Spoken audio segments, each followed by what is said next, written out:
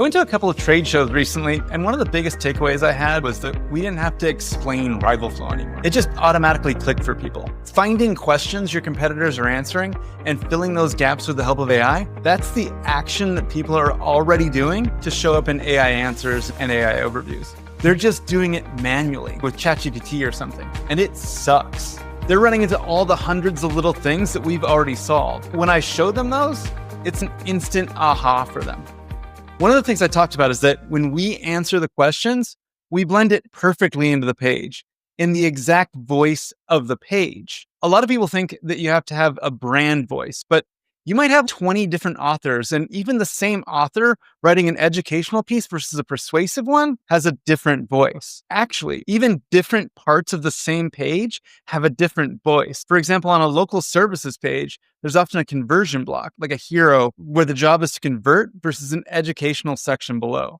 So in order to make this stuff not sound disembodied, you've got to really match that page-specific voice. There's 1,000 little details like this. A lot of people are running into these things with this sort of agentic workflow, and they're running into issues like where to place the content and deduplicating not really the questions, but the answers, and not just from the other answers, but also the existing content already on the page. On RivalFlow, we don't just show you exactly where to place the content, but we place it directly in the context of your existing stuff, making sure that nothing overlaps and nothing gets repeated. Those are such annoying problems. So if you're trying to do it yourself, I feel your pain. People are also running into issues with H tag levels and being sure you're not clobbering your H2s with H3s or putting things out of order or not using H tags at all.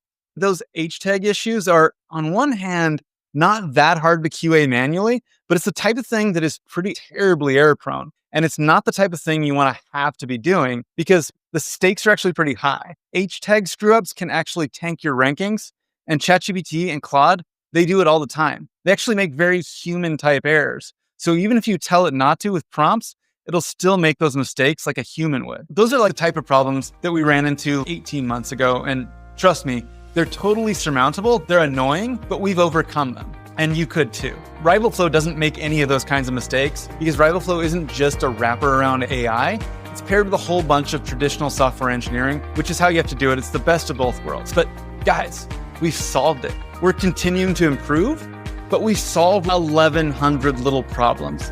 It's gonna crush it for you, and I know you're gonna love it. All right, have a good one.